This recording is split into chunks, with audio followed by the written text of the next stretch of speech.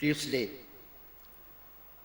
What did David do when he and his companions were hungry and in need? Mark chapter 2 verse 25. Necessity takes precedence over the law. Love is greater than law. Human life is more important than the means of living. Law is one of the means to attain the end of our living. It is wrong to put the means before the end. Here is a thought for our reflection. Do I live to eat?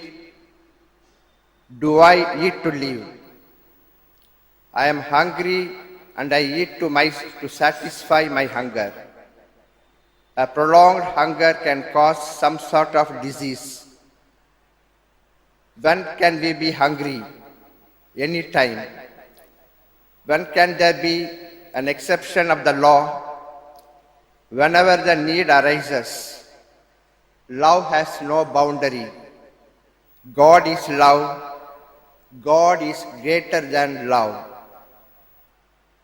Let us obey the divine and human laws in the spirit of loving Him who loved us first.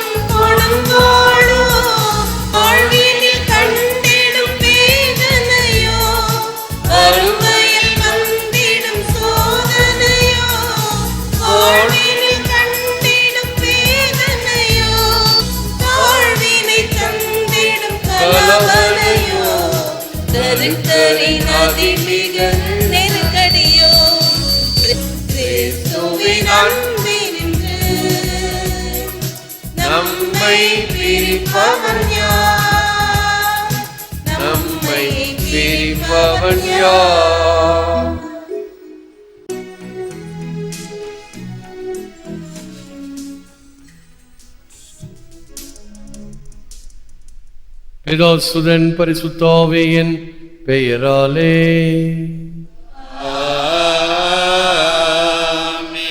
ஆண்டவர் உங்களோடு இருப்பாராக.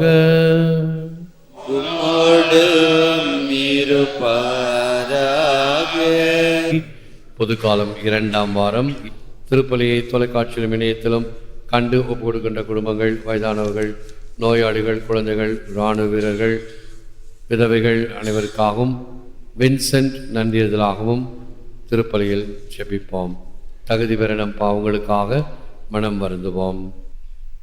எங்களை தந்தையுடனும் எல்லா மக்களுடனும் ஒப்புரவாக்க வந்த ஆண்டவரே இரக்கமாயிரும்.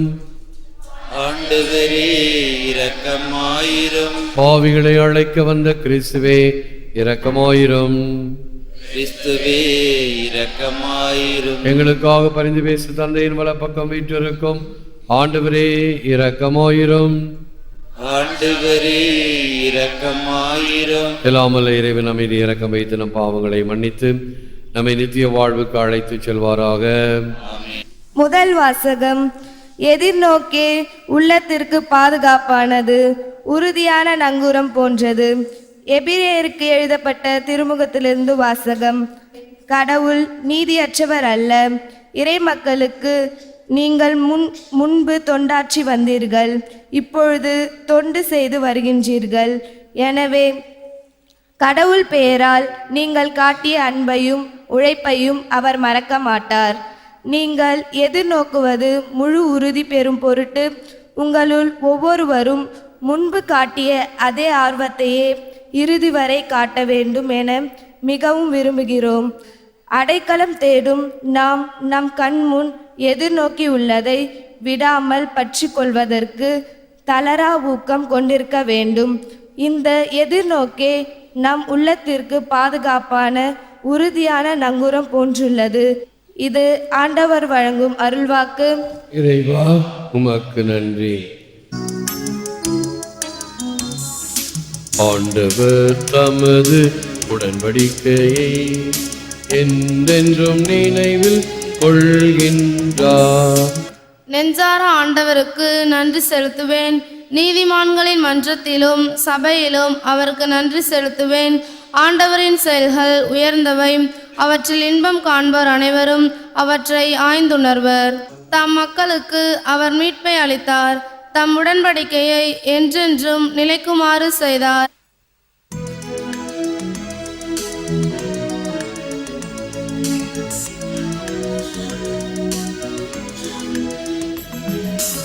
அல்லேலூயா அல்லேலூயா அல்லேலூயா அல்லேலூயா. ஆண்டவர் உங்களோடு இருப்பாராக. உம்மோடு இருப்பாராக. புனித மார்க் எழுதிய நற்செய்தியிலிருந்து வாசகம். ஆண்டவரே உமக்கு மகிமை. ஓய்வு நாளில் இயேசு வயல் வழியே செல்ல நேர்ந்தது. அவருடைய சீடர் கதிர்களை கொய்து கொண்டே வழி நடந்தனர். அப்பொழுது பரிசேயர் இயேசுவிடம், பாரும், ஓய்வு நாளில் செய்யக்கூடாததை ஏன் இவர்கள் செய்கிறார்கள் என்று கேட்டனர். அதற்கு அவர் அவர்களிடம், தாமும் தம்முடன் இருந்தவர்களும் உணவின்றி பசியாய் இருந்தபோது தாவீது என்ன செய்தார் என்பதை நீங்கள் வாசித்ததே இல்லையா? அபியத்தார் தலைமை குருவாய் இருந்தபோது தாவீது இறை இல்லத்திற்குள் சென்று குருக்களை தவிர வேறு எவரும் உண்ணக்கூடாத அர்ப்பண அப்பங்களை தாம் உண்டதுமன்றி தம்மோடு இருந்தவர்களுக்கும் கொடுத்தார் அல்லவா என்றார். மேலும் அவர் அவர்களை நோக்கி, ஓய்வு நாள் மனிதருக்காக உண்டாக்கப்பட்டது, மனிதர் ஓய்வு நாளுக்காக உண்டாக்கப்படவில்லை. ஆதலால் ஓய்வு நாளும் மானிட மகனுக்கு கட்டுப்பட்டதே என்றார். இது கிறிஸ்து வழங்கும் வாழ்வு தரும் நற்செய்தி. கிறிஸ்துவே உமக்கு புகழ். The Son of Man is Lord even of the Sabbath. ஓய்வு நாளும் மானிட மகனுக்கு கட்டுப்பட்டதே. இயேசுவில் அன்பான சகோதர சகோதரிகளே, அன்பான பிள்ளைகளே, அன்பான தொலைக்காட்சி விசுவாசிகளே, if you break the law, you will never attain freedom. And if you keep the law, you will never attain freedom. A Zen philosophy. சட்டத்தை கடைபிடித்தாலும் சரி, கடைபிடிக்காவிட்டாலும் சரி, நீ சுதந்திரத்தை அடைய மாட்டாய். சுதந்திரம் பெற வேண்டும் என்றால் உண்மையிலேயே உன்னுடைய மனம் சுதந்திரமாக இருத்தல் வேண்டும். உதாரணமாக, ஒரு போலீஸ்கார் இருந்தால் மட்டும்தான் நாம் போக்குவரத்து சாலை விதிகளை துல்லியமாக கடைபிடிப்போம். இல்லை என்றால் எப்படி வேண்டுமானாலும் போவோம். மன சுதந்திரம் இருந்தால்தான் நான் இதை மதிக்க வேண்டும், இந்த சட்டத்தை மதிக்க வேண்டும் என்று என் உள்ளத்தில் அது உதித்தால்தான் அந்த சட்டத்துக்கும் மதிப்பு, எனக்கும் மதிப்பு. இல்லை என்றால் வெறும் சட்டம் மதிப்பற்றது. என்ன காரணம்? நான் என்னுடைய பணிக்கு போக வேண்டும், சீக்கிரமாக போக வேண்டும் என்ற ஒரு தான் என்ற முனைப்பு இது அதிகரிக்கும் பொழுது இந்த பிறர் நலம், அதனால் வரக்கூடிய சட்டங்கள் எதற்காக? நம்முடைய நன்மைக்காக. அடிக்கடி நான் சொல்லுவேன், நம்முடைய நற்கருணை வாங்குவதற்கே 2 பேராக வாருங்கள். எவ்வளவு நாள் எத்தனை தடவை சொல்லியிருக்கிறேன். நாமே இதை கடைபிடிக்க முடியவில்லையே, பிறகு எங்க ரோட்டுக்கு போறது? ஏன் வந்தமா வாங்கினமா போனோமா. சற்று பொறுமை, சற்று காத்திருத்தல் என்று என் உள்ளத்தில் அதை நான் வகுத்து கொண்டால்தான் அது நடவடிக்கையிலே வெளிவரும்.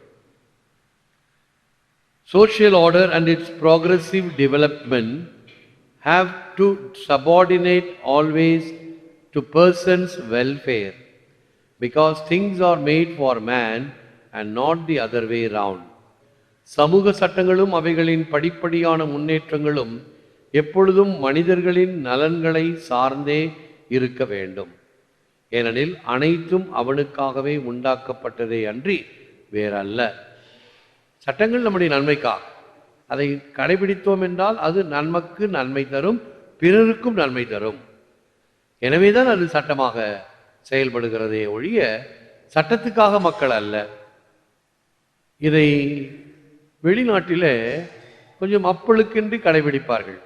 உதாரணமாக இரவு 12 மணி, அங்கு 24 மணி நேரமும் அந்த போக்குவரத்து விளக்குகள், டிராஃபிக் லைட்ஸ் எரிந்து கொண்டே இருக்கும். இரவு 12 மணிக்கு நாம் 3 பக்கமும் எந்த வாகனமும் இல்லை. ஆனால் அந்த சமயத்தில் கூட சட்டத்தை கடைபிடிப்பவர்களை வெளிநாடுகளில் நான் பார்த்திருக்கிறேன். சமீபத்தில் இந்த கரிநாள், காணும் நாள் பொங்கல் விழாவில் போலீஸ்காரங்களும் லீவ் எடுத்துக்கிட்டாங்க. என்ன குழப்பம், யார் வேண்டுமானாலும் எப்படி வேணாலும் போகலாம் என்ற ஒரு நிலைமையை பார்க்க முடிந்தது. அதில் சற்று பொறுமையாக போனவர்கள் பிறரை மதிக்கின்றார்கள் என்ற அர்த்தம். எப்படி இந்த சட்டங்கள் உன்னுடைய உள்ளத்தில் இடம் பெறுகிறது என்பதை உணர வேண்டும். Heart of religion is love and service. ஒரு மதத்தினுடைய அடிப்படையான பண்புகள் அன்பும் சேவையுமே. எந்த மதமாக இருந்தாலும், எந்த மதமும் தீவிரவாதத்தை ஆதரிப்பது இல்லை. ஆகவேதான் இந்த மத மாற்ற தடை சட்டங்கள் அரசு கொண்டு வந்தாலும் கத்தோலிக்க திருச்சபையிலே யாரையும் நாம் கட்டாயமாக மதம் மாற்றுவது கிடையாது. எங்கும் சரி, எங்கும் சரி, உலகமெங்கும். கத்தோலிக்க திருச்சபை மனித சுதந்திரத்தை ஆதரிக்கிறது. நீ விரும்பினால், முழு மனதோடு விரும்பினால், விரும்பி வந்து அதை முழுமையாக நான் தெரிந்து கொண்டு அதன் பிறகு இயேசுவை ஏற்றுக்கொள்ளுதல்.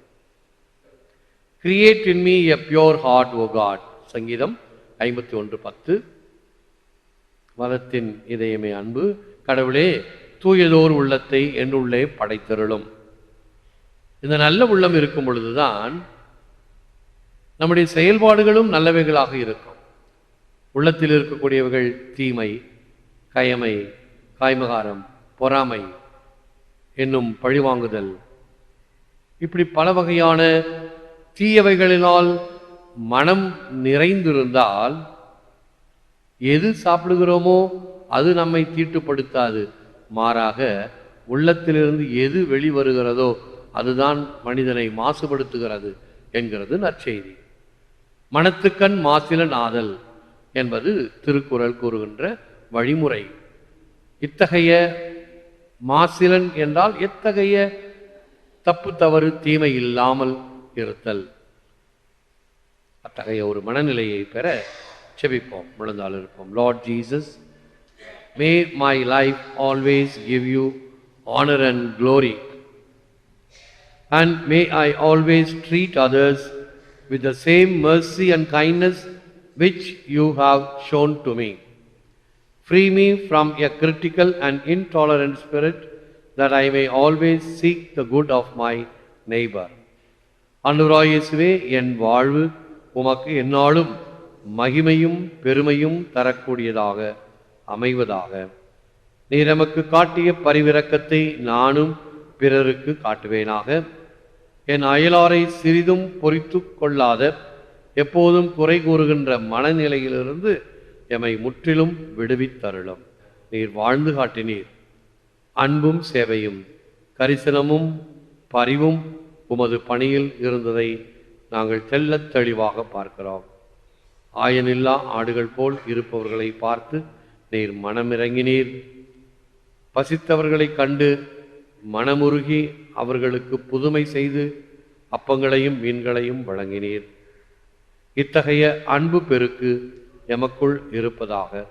எம்மிடம் இருக்கக்கூடிய குற்றம் குறைகளை குறைத்து நிறைகளை வளர்த்து உம்மை போல் ஆகுவதற்கு உம் இதயத்தில் இருந்த அன்பு எங்கள் இதயத்திலும் எரிந்து கொண்டிருக்கக்கூடிய வகையில் உம்முடைய அக்கினி தீயை எமக்குள் மூட்டியருளும். ஏற்று வரமருளும் இறைவா, காக்கும் கரங்களினால். ஆமென், ஆமென்.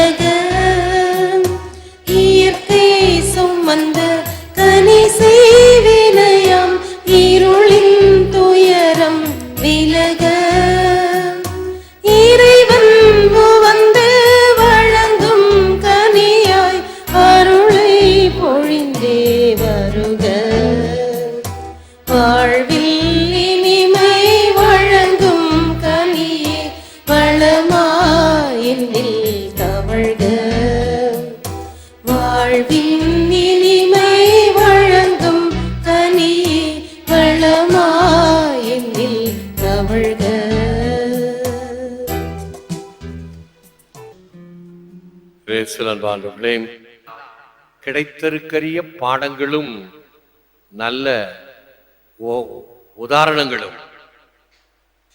ஆகவே என்னுடைய 40 ஆண்டு கால அனுபவத்தில் மிகப்பெரிய அனுபவங்களும் சிறந்த அனுபவங்களும் நிறைய அனுபவங்களும் கொடுத்தது இந்த அரியாங்குப்பம் பங்கு.